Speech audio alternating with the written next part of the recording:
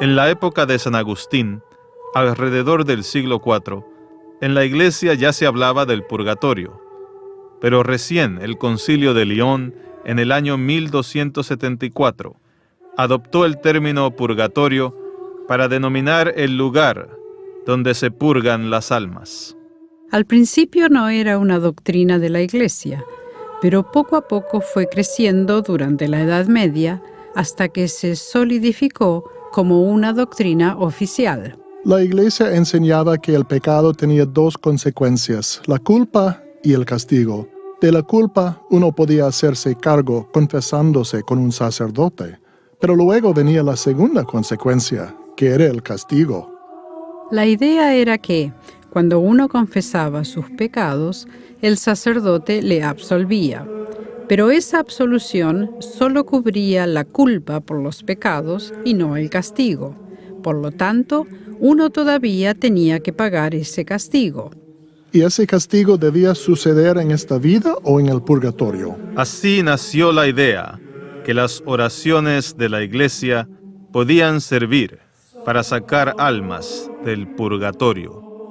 Así es que, en la época de Lutero, la doctrina del purgatorio era aceptada tanto a nivel oficial como popular.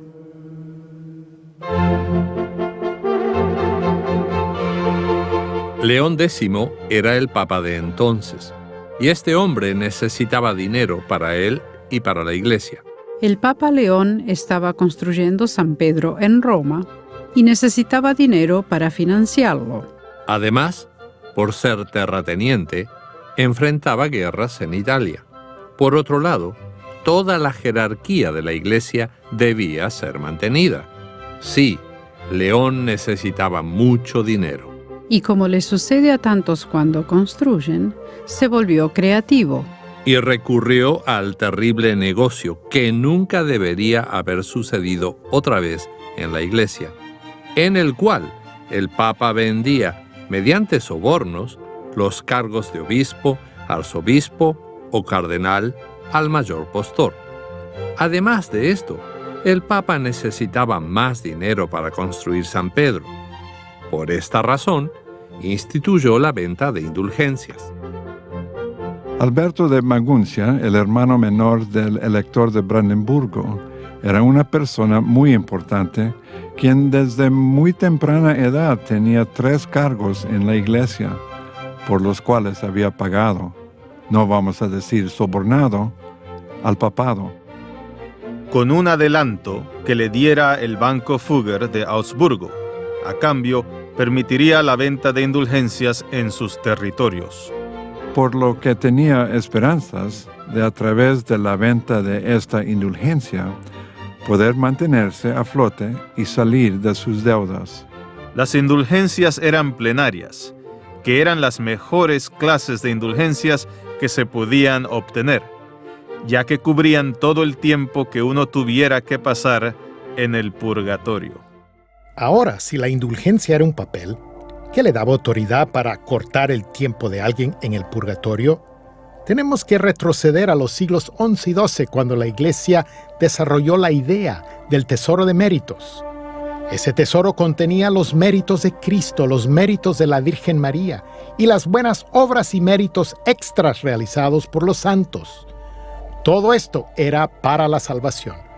Ahora, de acuerdo a Roma, este tesoro de méritos estaba bajo la autoridad del Papa, quien era el único que poseía las llaves para liberar esos méritos para las personas. Y una de las formas en que lo hacía era a través de las indulgencias. No era un simple perdón de pecados en un papel, sino el perdón real y oficial de la Iglesia del tiempo que uno tenía que pasar en el purgatorio para expiar los pecados que el perdón de Dios no había quitado. La indulgencia, entonces, capacitaría a las personas a escapar de meses, años y eones en el purgatorio si pagaban por ella. Para la persona común, esto era como pagar por el perdón de sus pecados, lo cual no era cierto. La historia sobre quién tenía permiso para vender indulgencias es complicada, Pero, en definitiva, en el territorio vecino a donde estaba Lutero había alguien que las vendía y que era muy convincente. Se llamaba Juan Tetzel y era un monje dominicano que vendía las indulgencias plenarias. Pero ¿cómo hacía para vender indulgencias? Haciendo promesas. Prometía que comprando una indulgencia, por ejemplo, la abuela de quien uno teme está sufriendo mucho en el purgatorio, va a ser liberada de su sufrimiento. Y uno se acuerda que en vida no trató muy bien a la abuela, por lo que esto le daba la oportunidad de reparar el pasado. Para vender indulgencias, Tetzel armaba todo un espectáculo. Primero, hacía un desfile al que le seguía un show donde presentaba un cofre grande. Y luego decía un discurso. Piensen en sus amigos, en sus seres queridos, en su madre o su padre que están en el purgatorio, en el fuego. Tan pronto como la moneda cae en el cofre, un alma sale volando del purgatorio. Y esto era jugar con las emociones y con la sensibilidad de las personas. Y las personas le creían. Sí, yo quería mucho a mi abuela, así es que voy a hacer lo que pueda por ella.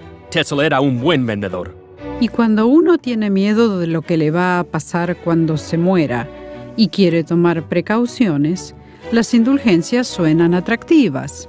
Sin embargo, en su afán por vender, hacía afirmaciones teológicas que estaban totalmente equivocadas, y eso fue lo que Lutero no pudo tolerar. Cuando Tetzel quiso vender sus indulgencias en Wittenberg, Federico el Sabio no se lo permitió, pues tenía su propia colección de antigüedades que constaba de 17,000 piezas de todo tipo. Esencialmente, una antigüedad es una cosa vieja que de alguna forma estaba conectada con la iglesia. Si eran verídicas o no dependía de cuán creyente uno fuera. Por ejemplo, una podía ser un trozo de la mandíbula de Sansón o un retazo de la túnica de María. Vale decir que esto lo estoy inventando, pero se trataba de cosas de ese calibre. Así que, si uno iba a ver esas antigüedades y ofrecía determinadas oraciones delante de ellas, podía obtener perdón. Y se dice que si uno llegaba a ver todas las antigüedades que Federico tenía en una colección, podía ganar casi 2 millones de años fuera del purgatorio, lo cual es bastante extraordinario. Esto también muestra la cantidad de tiempo que supuestamente las personas estaban pasando en el purgatorio, el cual era muy largo. Pero, ¿de dónde salió todo esto? Es que todo formaba parte de un sistema muy elaborado y sumamente complicado que ya estaba bien establecido en la época de Lutero. Tetzel las vendía en Jüterborg, una aldea cercana a Wittenberg, por lo que entre ambas había mucho tráfico. Lutero se dio cuenta de esto porque notó que cada vez eran menos las personas que iban a confesarse, y algunas incluso le mostraban a Lutero las indulgencias que habían comprado y le pedían su opinión. ¿Es cierto que tienen el poder que dicen tener? De hecho, decían que tenían tanto poder como para perdonar hasta quien hubiera deshonrado a la misma Virgen María. Por supuesto que Lutero estaba indignado por ello. Algunos les decían, no necesito la confesión y la absolución porque tengo una indulgencia plenaria que me vendió el arzobispo de Maguncia, el primado de Alemania. Una cosa es comprar una indulgencia para acortarle el tiempo a alguien que está en el purgatorio, y Lutero tenía problemas con eso. Pero alguien tuvo la brillante idea de decir que no había que esperar a estar muerto. Así que quienes podían compraban una indulgencia y tenían así la garantía de la iglesia de que sus pecados, cualesquiera fueran, eran perdonados, y así vivían. Al principio Lutero no conocía todas las maquinaciones políticas, económicas y eclesiásticas que estaban por detrás de la venta de indulgencias, pero sí sabía que esencialmente a su gente les estaban diciendo que tenían que pagar para recibir la misericordia de Dios. Y para él eso estaba mal. Lutero predicó contra las indulgencias, pero también quiso tener un debate sobre ellas. Para ello, hizo lo que todo académico habría hecho. Escribió unas tesis en latín sobre el poder y la eficacia de las indulgencias, 95 proposiciones para debatir, las cuales publicó el 31 de octubre de 1517, con la esperanza de tener una discusión educada. También envió una copia a Alberto de Maguncia, quien a su vez se la envió al Papa. El pueblo se apropió de una copia y la tradujo del latín al alemán, y muy pronto fueron publicadas en la nueva imprenta de Gutenberg. De pronto, Lutero se había convertido en una celebridad en Alemania. Las 95 tesis comenzaban diciendo: cuando nuestro Señor y Maestro Jesucristo dijo, arrepiéntanse, en Mateo 4:17, quiso que la vida entera de los creyentes fuera una de arrepentimiento. Esta palabra no puede ser comprendida como refiriéndose al sacramento de la penitencia, según es administrado por el clérigo. La tesis 27 dice, ellos predican solo doctrinas humanas que dicen que tan pronto como la moneda cae en el cofre, un alma sale volando del purgatorio. La tesis 82 dice, si el Papa puede redimir almas del purgatorio para ganar dinero para construir la iglesia, ¿por qué no ha liberado a todas las almas necesitadas en el nombre del amor cristiano? Cuando publica las 95 tesis el 31 de octubre de 1517, Lutero todavía es un buen católico, aun cuando está comenzando a desafiar esas cosas, y todavía es devoto de la iglesia. Solo quiere obtener respuestas en cuanto a las prácticas correctas, especialmente de Tetzel, quien estaba arruinando lo que la iglesia había establecido.